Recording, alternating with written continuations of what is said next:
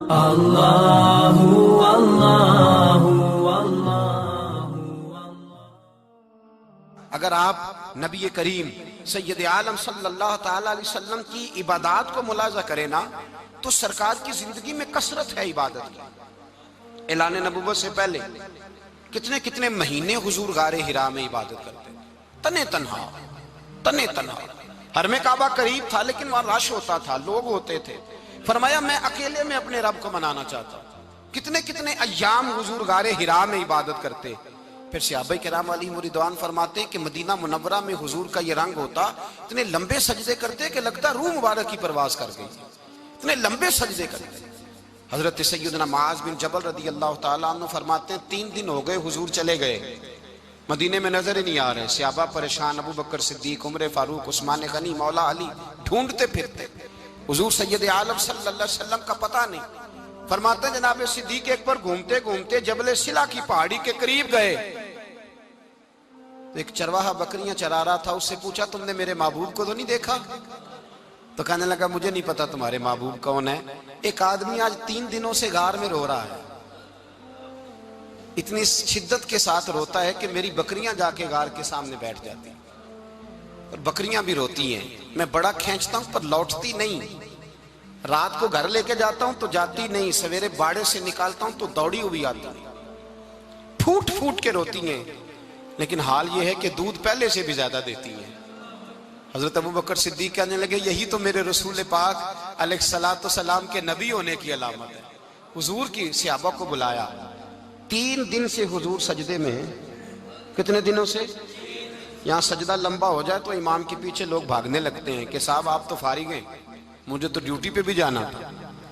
3 دن سے حضور سجدے میں، اتنا طویل سجدہ، اتنا طویل۔ صحابہ کہتے ہیں قدموں میں جا کے لگے، محبوبہ بس کریں آ جائیں۔ حضور نے فرمایا رب نے سورہ ہود نازل کر دی ہے، سخت حکم آ گئے ہیں۔ وہ کہتا ہے میں تیری امت سے حساب پوچھوں گا، میں اپنے رب کو منا رہا ہوں، بکر جاؤ مجھے منا لینے دو۔ حضور نے ہمیں بتلایا ہے کہ رب کو سجدہ کریں تو رب مانتا ہے، اس کو منانے کا طریقہ سجدہ کرنا ہے، جھکنا ہے، عبادت کرنا ہے۔ کہا وہ مانے گا تو میں آؤں گا۔ تڑپ گئے صحابہ۔ اور ایک روایت ایسی بھی ہے کہ جب بات نہ بنی تو حضرت فاطمہ سے عرض کیا۔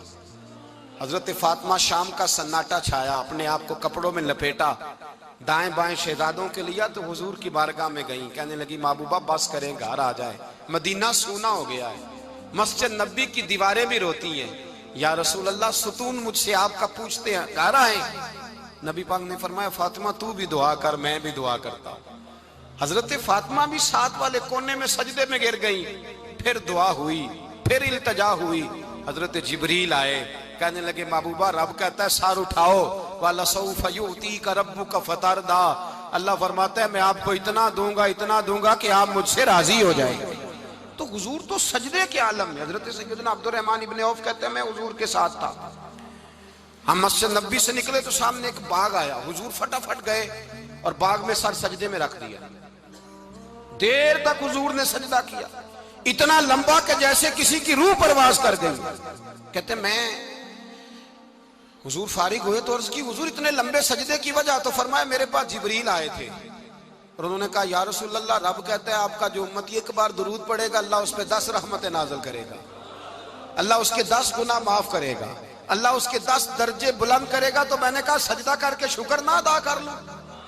اس بات پر میں سجدہ کرنے لگ گیا۔ اس بات پر ایک دوست کے ہاں بیٹا ہوا، مجھے کہنے لگے مبارک ہو بھتیجا آیا ہے۔ میں نے کہا خیر مبارک۔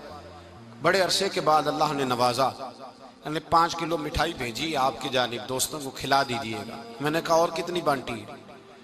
کہنے لگے منوں کے حساب سے۔ باقی معاملات کیسے؟ کہنے لگے کیا بات ہے، غریبوں کو، مسکینوں کو، لاچاروں کو، سب کو دیا ہے۔ تو میں نے کہا نفل کتنے پڑے؟ کہنے لگا ٹائم نکالتا ہوں میں۔ ٹائم بیٹا کس نے دیا؟ شکر کس کا ادا کرنا تھا؟ بھئی یہاں حال یہ ہے ہمارا کہ ہمیں 2 رکھتے تھوڑی مشکل ہیں۔ اگر کہا جائے کہ 25 من مٹھائی تقسیم کرنی ہے تو وہ آسان ہے، ہم نے اپنے لیے عبادت کو، ریاضت کو بوجھ سا بنا لیا، اس کو اتاریں کچھ بھی مشکل نہیں۔ رب کی بارگاہ میں جتنا بندہ جھکتا جاتا ہے اتنا ہی اللہ اسے اور عزت عطا کرتا جاتا ہے۔ بزرگوں سے کسی نے پوچھا تھا کہ میری اللہ اللہ قبول بھی ہے کہ نہیں؟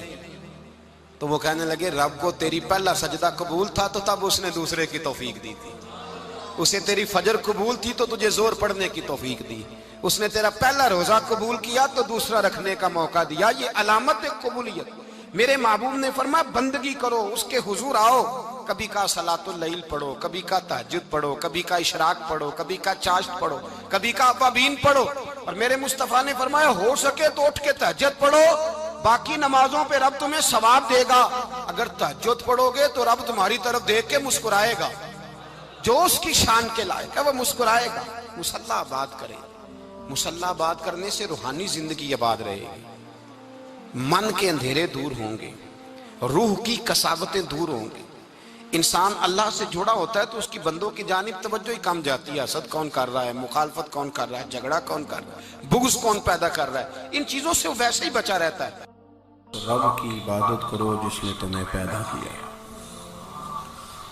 والذین من قبلکم، اور ان لوگوں کو بھی پیدا کیا ہے جو تم سے پہلے تھے، تمہیں عبادت کا نفع یہ ملے گا لعلکم تتقون، کہ تم پرہیزگار ہو جاؤ گے۔ عبادت اس لیے کیا کرو کہ اللہ نے تمہیں پیدا کیا ہے، اور اس لیے کہ تم سے پہلے لوگوں کو بھی اللہ نے پیدا کیا ہے۔ اور پھر ارشاد فرمایا کہ الذی جعل لکم الارض فراشا، وہی رب ہے جس نے تمہارے لیے زمین کو فرش بنایا، والسماء بناء، اور آسمان کو چھت بنایا، وانزل من السماء ماء فاخرج به من الثمرات رزقا لکم، زمین کو فرش بنایا، آسمان کو چھت بنایا، پھر آسمان سے پانی برسایا جس کے ذریعے پھل نکالے، اور وہ بھی کسی اور کے لیے نہیں، رزقا لکم، تمہارے رزق کے لیے، وہ بھی تمہارے رزق کے لیے۔ یہ ساری نعمتیں تمہیں دی ہیں، اب فلا تجعلوا للہ اندادا، اب تم اللہ کے ساتھ کسی کو شریک نہ بناؤ، وانتم تعلمون، اور تم جانتے بھی ہو، تمہیں خبر بھی، تمہیں پتہ ہے کہ عبادت اللہ کی کرنی چاہیے، تمہیں پتہ ہے کہ نماز پڑھنی چاہیے، تم جانتے ہو کہ نوافل ادا کرنی چاہیے، تمہیں پتہ ہے کہ سجدے آنکھیں بند کر کے جھوٹ کی زندگی جی کے، اپنے ساتھ بددیانتی کر کے، دھوکہ دے کے، اپنے آپ کو دائیں بائیں اپنے آپ کو کہیں مصروف رکھ کے کچھ وقت ضائع تو کر لیتے ہو، پر تمہیں پتہ تو ہے نا کہ عبادت اللہ کی کرنی، تمہیں اس کی خبر ہے۔ فرمایا اس رب کی، دیکھیں نا، انسان پر اگر کوئی شخص نیکی کر دیتا ہے، احسان کر دیتا ہے، تو انسان اس کے سامنے پھر گردن نہیں اٹھا سکتا، یار یہ میرے مشکل وقت کا دوست ہے، اس نے میرے ساتھ نیکی کی، کبھی بھی گردن نہیں اٹھائے گا، جھکا کے رکھے گا۔ تو اگر عام کوئی نیکی کر دے تو اس کے سامنے انسان کبھی گردن نہیں اٹھاتا، تو جو رب ساری نعمتیں عطا فرمائے، جو کہے کہ تیری تخلیق میں نے کی، تجھ سے پہلوں کو بھی پیدا میں نے کیا، تیرے لیے زمین کا بچھونا بھی میں نے بچھایا، آسمان کی چھت بھی میں نے لگائی، تیرے لیے زمین سے ساری اناج کو، پھل کو، کھیتیوں کو نکالا بھی تیرے لیے، اب تو اس طرح کر کہ تو میری عبادت کر، تو میری بارگاہ میں جھک جا۔ بہت سارے نشے لوگوں کو لگے ہوئے ہوتے ہیں، ہر آدمی کوئی نہ کوئی نشہ کرتا ہے، کوئی دولت کا کرتا ہے، کوئی شہرت کا کرتا ہے، کوئی اپنی تعریف کا نشہ کرتا ہے، دو چار لوگوں سے تعریف سن کے مطمئن ہو جاتا ہے۔ ناراض تو نہیں ہوگی اس جملے سے؟ آپ کرتے ہیں لوگ دولت کا نشہ، یہ جب نقصان ہوتا ہے تو بندے بیمار نہیں ہو جاتے، پیسے ڈوب جاتے ہیں تو لوگ بیمار نہیں ہو جاتے، تو اس کا مطلب یہ ہوتا ہے کہ نشہ ٹوٹ گیا ہے۔ اب بہک ہوئے ہیں نا تھوڑے سے تو کانپتے ہیں، تڑپتے ہیں، پریشان، نشئی اسی طرح ہی کرتا ہے نا، نہیں ملتا تو پریشان ہوتا ہے۔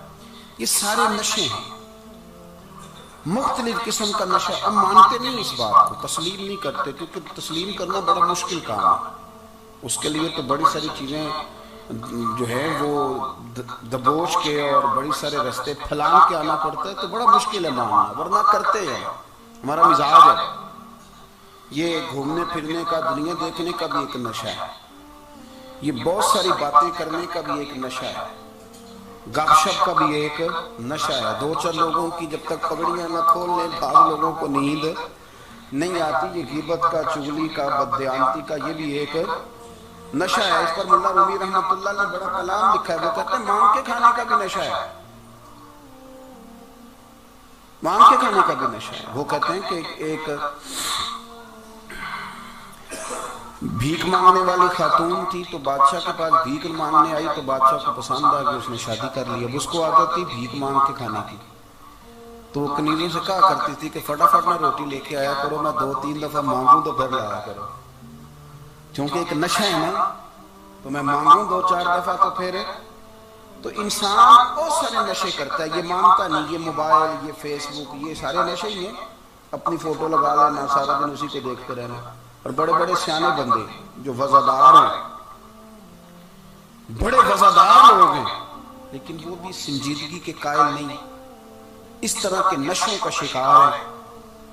ये सारे नशे हैं जो हमने पाल लिए। हमारे सूफिया, हमारे बुजुर्ग फरमाते हैं कि तुम इस तरह करो, अगर सारे नशों से बचना चाहते हो तो सजदे का नशा शुरू करो। और अगर आपने अभी तक हमारा चैनल सब्सक्राइब नहीं किया तो फौरन सब्सक्राइब कीजिए, साथ ही बेल आइकॉन पर क्लिक करें ताकि मजीद आने वाली वीडियो है वो आपको वक्त पर मिलती रहें। अल्लाह हाफिज।